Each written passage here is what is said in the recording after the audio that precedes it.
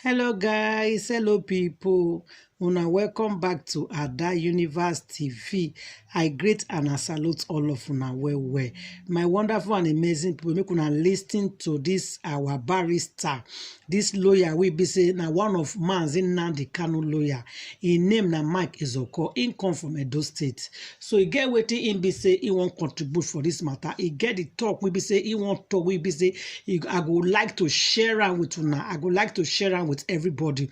So not go anywhere at all. As all of una know, say Mazi Nnamdi Kanu talk and say him we be Mazi Nnamdi Kanu. He say he no go betray people, but he know say time they come. We be say some of the people go betray him. If they follow Mazi Nnamdi Kanu, you go remember when he used that word, when he used that language, when he used that speech, he talk him like that. Now, as all of una know, say Mazi Nnamdi Kanu, he did for under custody, he did DSS and for Nigeria. And una know say the way they carry the court case up and down. They go say today, they go say tomorrow, they go bring and they say this one not sound, that one not sound. They will kind of go back. They keep on postponing and cancelling and postponing up and down. I beg, if you know say you they are there, anything at all, you know say they serve. I beg, begin airports, they see they pray for Mazi Nnamdi Kanu for a quick, So my people, I want make una watch this video. And some people for Edo State, they don't know say we be one. They say will not be one. So after una listen to this barrister now, at least maybe you will get change of mind about this Mazi Nnamdi Kanu matter. So go watch this video. But not forget to, if you watch the video finish, if you get what you want to talk, say you get opinion or you get anything we want to contribute for this matter, I beg don't forget, leave your comment for the comments. Just say something where you know for this matter or how you feel for inside this Mazi Nnamdi Kanu matter. From Ada Universe TV, my people, I go see you again for my next video, guys. Thank you and God bless. One love. Bye, guys. You once interviewed me on your program. I don't know why you have dropped that program now. Let me say I'm very happy to see my brother and friend here today, Barrister Nyesom Wike, Dike Hawan Ikwere, great Nigerian, man who has interrogated the issue of concerning our democracy, particularly our federalism as a concept, through his actions as a governor. When you interrogate authorities concerning VAT, concerning your powers as a governor, that the president is not a principal overloading himself over school pupils. Mr. Governor, sir, you have done well for Nigeria. May God bless you.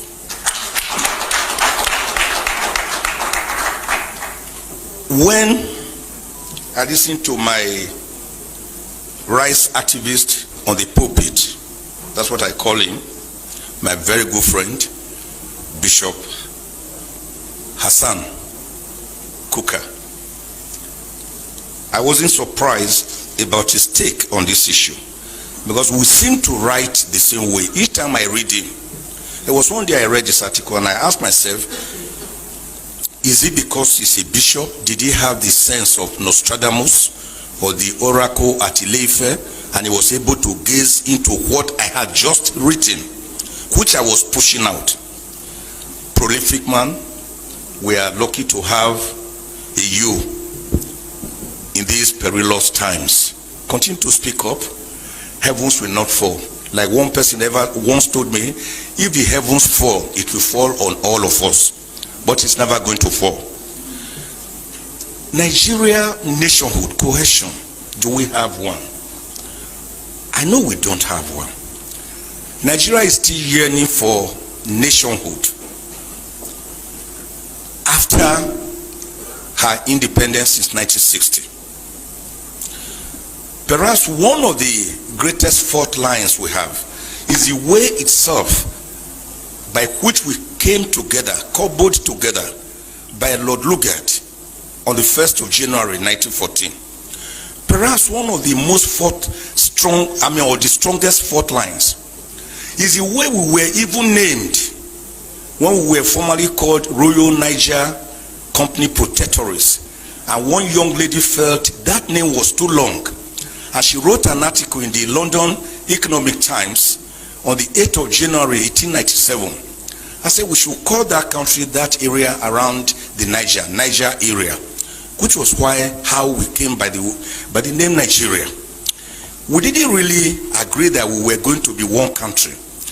The Berlin West African Conference of about 1844 to 1845 merely partitioned West Africa amongst the Portuguese, the Germans, the English people, and all that. So it was not as if we agreed to come together as one nation, which is why everyone is still suspicious of the other one. We already had the Hausa city-states, the Igbo city-states, the Karian Bonu Empire. Remember, we had great kingdoms, the Oyo Empire, the Benin Empire. Remember the great role of Oba Ovorami Nogbaise, the man who told the British, don't visit Benin during that holy month in December of 1897. And the British said they must visit. And of course, the guards who were in charge of the moat seized them and killed them. That was what led to the infamous Benin punitive expedition of 1898, February, led by a British who led 1,200 troops. Didn't we know about people like great kings like Oba or like King Jaja of Opobo? They were already there. Moremi, Queen Idia. So we had our set ways of life, and we were happy before the British came with their mercantilism, holding the Bible in one hand, and of course, slave trade on the other hand. A trade that was to ravage us for over 500 years before people like William Wilberforce, Thomas Clarkson, even our own Olaudo Equiano stepped in. And before the great American, Abraham Lincoln, on the 19th of November, 1863, abolished slave trade, for which, of course, he was promptly executed in 1865. So the problems have been there. That is why no Nigerian believes I am a Nigerian. If you ask me, I will say I'm from Ivukwe, a small village near Agenibode, in Esako, East Local Government Area of Edo State. Because unlike what President Kennedy once told the Americans, think not of what your country can do for you, but what you can do for your country. Nigerians ask themselves, what has Nigeria done for us that we are in turn expected to do much for her? That is why go around Abuja or Lagos or any city in Nigeria on Sundays and you see the various town unions, because the people believe more in their town unions, in their village enclaves, than that contraction called Nigeria, which is practicing unitarism rather than federalism. And my bishop brother narrated the history very well. The American Revolution, the independence of 1776, and of course the Philadelphia Convention between May and September 1787, where they decided to have a more perfect union with 50 confederates coming together. They were already confederates, but they needed to have a more perfect union. It was that convention, at that convention, that they agreed on certain irreducible minimums of government: federalism, presidentialism, the doctrine of separation of powers, which had earlier in 1748 been popularized by the great French philosopher Baron de Montesquieu. It was at that conference or convention they agreed on the doctrine of judicial review. It was at that conference that Washington himself was thrown up, who became the first president of America.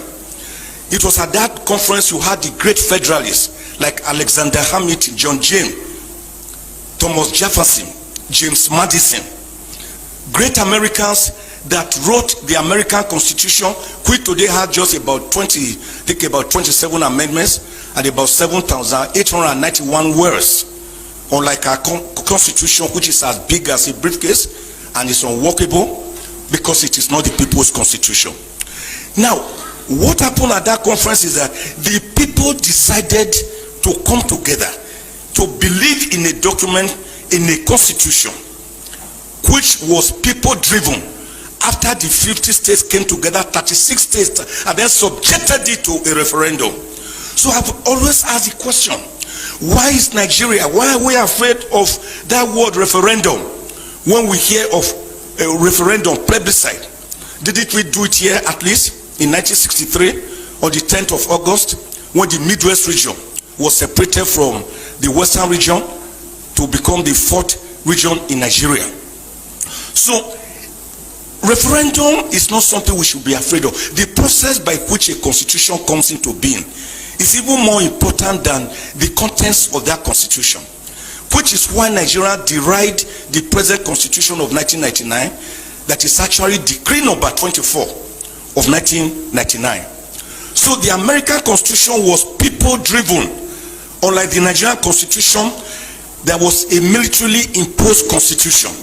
It can never ensure the legitimacy, the credibility, the believability, and the autonomy of the people, because it is not autonomous. It is not people driven. So Egypt did it. They had their own constitution. Iraq, Iran after a referendum, Kenya, South Africa, Morocco, Tunisia, Eritrea. Why can't we have our own constitution? It is not that it will solve all the problems, but it will be the beginning of the solution to the problems, so that mutual respect will come in. We cannot have national cohesion in a state of inequity, in a state of social injustice, in a state of religious intolerance, in a state or a situation where some people believe they are born to rule and others are born to serve as clappers and as hewers of wood and drawers of water. Let me end, sir. Since you are warning me, the way late MKO Abiola put it, I always like to mimic him. Great Nigerian who won the presidency but was murdered and he never reigned for one day. He said, you cannot begin to talk about peace. There are different types of peace. In fact, the most peaceful place on earth is the graveyard, the cemetery. But that is not the kind of peace we want. The kind of peace we are talking about is peace that is imbued with social justice, egalitarianism, mutual respect, religious tolerance, ethnic tolerance. That is the kind of peace we are talking about. God bless Nigeria. Thank you. Thank you very much, distinguished